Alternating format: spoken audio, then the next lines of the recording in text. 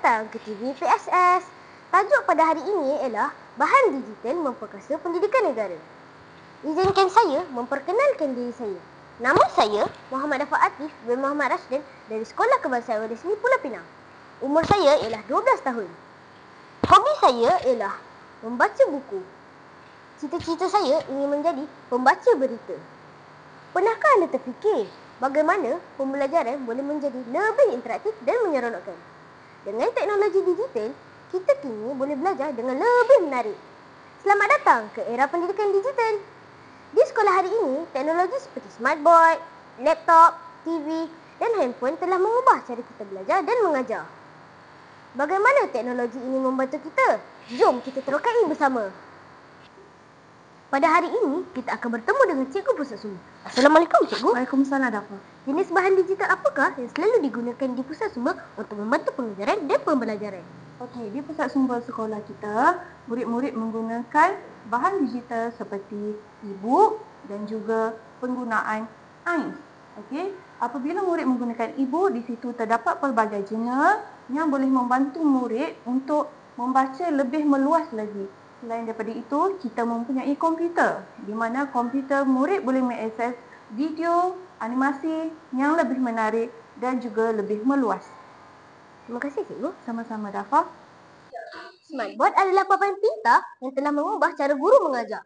Dengan teknologi sentuhan, guru boleh melukis, menulis dan menayangkan video interaktif. Murid pula boleh berinteraksi secara langsung dengan skrin.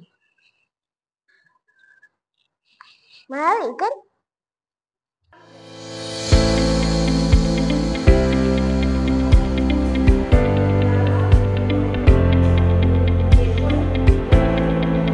Televisyen bukan sekadar hiburan, ia juga adalah alat pembelajaran. Dengan TV pendidikan seperti Didik TV, murid boleh menonton rancangan pendidikan yang menarik dan informatif. Didik TV KPM merupakan TV pendidikan Kementerian Pendidikan Malaysia yang menyiarkan program pendidikan untuk pelbagai mata pelajaran sekolah.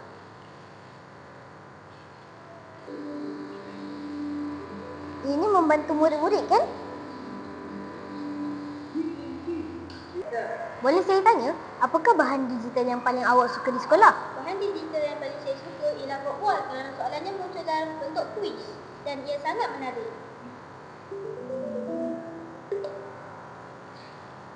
Seterusnya, bahan digital yang boleh digunakan di sekolah ialah Quizizz. Pada pendapat awak, apakah kebaikan Quizizz? Pendapat saya ialah Quizizz kita boleh bermain di mana-mana seperti rumah atau di sekolah. Seterusnya, Quizizz ini bukan sekadar mata pelajaran untuk matematik, ia juga untuk mata pelajaran lain. Contohnya BM, BI, Math, Sains dan Sejarah. Seterusnya, bahan digital ialah laptop. Laptop adalah sangat berguna untuk murid. Dengan akses kepada Google Classroom, e-book dan aplikasi pembelajaran, murid boleh belajar di mana-mana sahaja.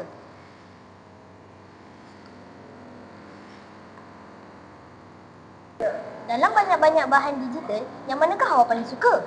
Di dalam kelas, cikgu menggunakan smartboard. Di makmal komputer, saya membuat latihan menggunakan bentuk word wall. Good morning, Tuan Guru Besar. Good morning, Adik Naufal. Apa khabar? Sihat. Apakah jenis bahan digital yang digunakan di dalam kelas? Okey, baik. Soalan yang bagus. Jadi, sekarang pendidikan kita ke era pendidikan digital.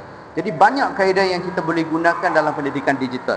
Okey, sebagai contoh, kita boleh menggunakan YouTube untuk tontonan video-video yang memberi banyak manfaat. Yang kedua, kita boleh menggunakan Quizlet di mana budak-budak boleh menjawab kuis dalam pelajaran mereka.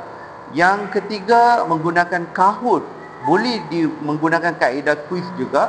Dan seterusnya, pembelajaran Google Classroom yang perlu ditekankan sekarang, di mana cikgu-cikgu boleh menggunakan Google Classroom dalam PDPC murid-murid di dalam classroom. Terima kasih. Kesimpulannya, bahan digital ialah bahan yang sangat berguna untuk saya sebagai pelajar sekolah. Saya boleh menggunakan bahan digital di mana-mana sahaja. Bye-bye.